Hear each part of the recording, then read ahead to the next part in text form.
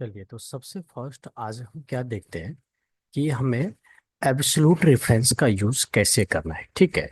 Suppose करो आपके पास यहाँ पे क्वांटिटी दिया गया है और रेट दिया गया है और आपको निकालना क्या है, टोटल अमाउंट। तो टोटल अमाउंट आप कैसे निकालोगे? Equal quantity multiply rate. आप सेल को ध्यान से देखो।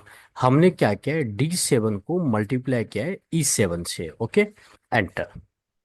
अब जब मैं इसको ड्रैग कर रहा हूं तो एक्सेल वर्क कैसे कर रहा है जरा आप उसको देखो। हमने इसके अंदर में D7 को मल्टीप्लाई किया है E7 से। तो जब मैं इसको नीचे ड्रैग करूंगा ना, तो ये जो D7 था ना, अब ये D8 हो जाएगा और जो E7 था वो E8 हो जाएगा। यानी कि एक्सेल के अंदर कोई फीलिंग नहीं है। आपने जो फंक्शन जो कमांड आपने डाल दिया वो उसी को फॉरवर्ड करेगा। जहां पे आपने सिलेक्शन करा वो ठीक उसी के नीचे ही आना है। यानी कि यहाँ पे आपने D7 मल्टीप्लाई E7 करा, तो अब ये नीचे तक कैसे काम करेगा? D7 D8 D9 D10 D11 D12 again E7 E8 E9। आप देख सकते हैं ये इस पैटर्न से काम करता है। ठीक है। तो इसको बोला जाता है रिलेटिव रेफरेंस। और ध्यान से सुनना, Excel always relative reference mode में काम करता है। ठीक। जो कमांड जो सेल आपने उसको सिलेक्शन करके दे दिया और जब भी आप ड्रैग करोगे तो उसी मोड में वो काम करेगा। जैसे कि यहाँ पे मैंने इसको बताया कि D7 को मल्टीप्लाई कर देना E7 से, तो जब भी अब ये ड्रैग करेगा तो D7 के नीचे ही आएगा और E7 के नीचे का ही सेल्स आएगा। ठीक है। तो एक्सेल ऑलवेज ऐसे ही काम करता है जिसको रिलेटिव रेफरेंस कहते हैं। जैसे कि फॉर एग्जांपल देखो, सपोज एक कलर मैंने यहाँ पे करा और एक कलर मैंने यहाँ पे करा। ठीक। और मैं कैलकुलेशन यहाँ पे कर रहा हूँ, कैलकुलेशन मैं यहाँ पे कर रहा हूँ। अब जरा देखना, तो इक्वल टू सेलेक्ट क्या है, K7 मल्टीप्लाई, हमने किसको सिलेक्शन किया, N11 को। अब मैं जब इसको ड्रैग कर रहा हूँ तो यहाँ पे क्या हो गया, आप समझ रहे हैं मैं क्या कह रहा हूँ? K7 multiply N11। तो एक तो मल्टीप्लाई क्या है, तो सभी में मल्टीप्लाई होगा। और यहाँ जो मैंने K7 लिया है ना, तो अब ये क्या हो जाएगा, K8, ये देखिए, K9 K10 K11 K13, मतलब जो भी है। तो आप देख सकते हैं, यानी कि हमारा सिलेक्शन था K7 N11 पे, बट आप देख सकते हैं K8 N12 K9 N13। यानी कि आपने जो सेल सिलेक्शन किया ठीक उसी के नीचे आना है, और इसी मोड को रिलेटिव रेफरेंस मोड बोला गया है। ठीक।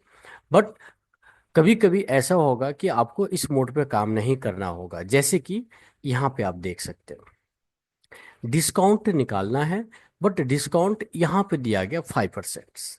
तो इसको जब मैं कैलकुलेट करूंगा, टोटल अमाउंट्स मल्टीप्लाई 5%, मैंने इसको सिलेक्शन कर दिया।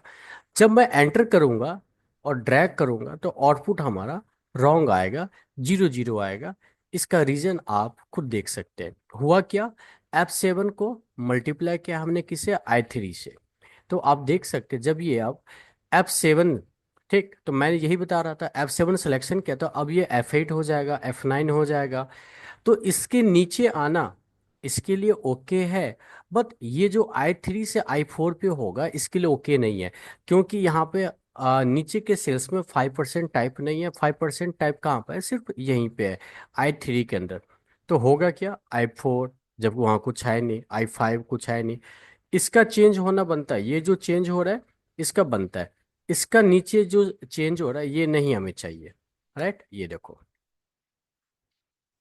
ठीक। अब ऐसा भी नहीं है कि इसको मैं यहाँ तक ड्रैग कर दूं तब ये जाके आएगा, तो ये बिल्कुल ही रॉन्ग प्रोसेस हो जाएगा और देखने में भी अच्छा नहीं लगेगा। तो वैसे रिलेटिव मोड पे एक्सेल तो एक ऑलवेज काम करता है, बट यहाँ पे हमें क्या चाहिए, इन सभी के अंदर I3 ही सिलेक्शन चाहिए। ठीक है। तो आप यहाँ पे F4 का यूज कर सकते हो, F4 बटन प्रेस करके आप यहाँ पे यूज कर सकते हो। क्या हम कैसे यूज कर सकते हैं जरा देखिए। तो इस टॉपिक का नाम है एब्सोल्यूट रेफरेंस। एब्सोल्यूट रेफरेंस में हम लोग F4 प्रेस करते हैं जिससे सेल्स में डॉलर का सिंबल लग जाता है। और ये हमें तब यूज करना है जो सेल आपका कांस्टेंट हो, जिस सेल को आपको चेंज नहीं करना है। ठीक है। जो सेल कैलकुलेशन में चेंज नहीं करना, उसको हमें यहाँ पे फिक्स कर देना है, जिसके लिए हम लोग यहाँ पे F4 का यूज करेंगे। कैसे, जरा देखते हैं। Equal total amounts. अब इसका नीचे आना तो ठीक है, इसको मैं कुछ नहीं करूंगा, मल्टीप्लाई कर दूंगा 5% से। ठीक, मल्टीप्लाई कर दूंगा 5%, यानी कि I3 F7 से F8 F9 हो चलेगा, लेकिन I3 से I4 नहीं होना चाहिए। तो I3 आपका यहाँ पे चेंज नहीं होना चाहिए, इसी के लिए, इसके लिए मैं यहाँ पे F4 प्रेस कर दूंगा। ये देखिए, मैंने F4 प्रेस कर दिया, एंटर कर दिया। अब मैं इसको ड्रैग कर दूंगा। ये देखिए, ये आपका काम हो गया। F7 से F8 आ गया, लेकिन ये I3 ही रह गया। तो आप लोग को क्या समझ में आया कि जो सेल चेंज नहीं होना है उसको हम F4 से लॉक करके रख देंगे। जैसे कि यहाँ पे हमें इन सारे कैलकुलेशन में I3 ही चाहिए, तो यहाँ पे मैंने I3 को लॉक करके रख दिया है। तो देख सकते हैं अब I3 से I4 पे स्विच नहीं हुआ। अगेन, ये इस टॉपिक का नाम था एब्सोल्यूट डिफरेंस, जिसमें हम वन टाइम F4 प्रेस करके उस सेल को लॉक कर देते हैं जो सेल चेंज नहीं हो रहा है। जैसे एक एग्जांपल इसमें भी देखते हैं। Equal 5%, sorry 5 × 6%। अब मुझे इन सब का 6% चाहिए, तो B24 से B25 होगा, B26 होगा चलेगा, लेकिन C23 से C24 नहीं होना चाहिए। तो यहाँ पे F4 प्रेस कर देंगे, एंटर कर देंगे और ड्रैग कर देंगे। ये देखिए, आपका बिल्कुल सही आ रहा है रिजल्ट्स। ठीक, ऐसे करके, जैसे अब मैं यहाँ पे देखो, मैं यहाँ पे क्या करूँ, इन सभी का 5% मुझे यहाँ पे कैलकुलेशन करना है। कैसे करेंगे, सेलेक्ट, मल्टीप्लाई।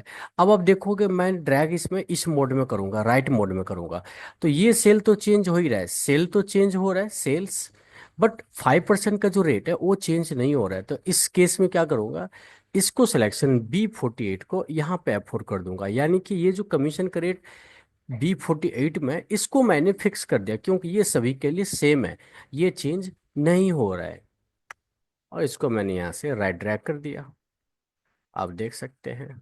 ठीक, तो आई होप ये टॉपिक आपको समझ में आ गया है। इस टॉपिक का नाम था एब्सोल्यूट डिफरेंस। जो सेल चेंज नहीं होना है उसको वन टाइम F4 प्रेस करके आप फिक्स कर सकते हैं। ठीक है, चलिए बाय बाय।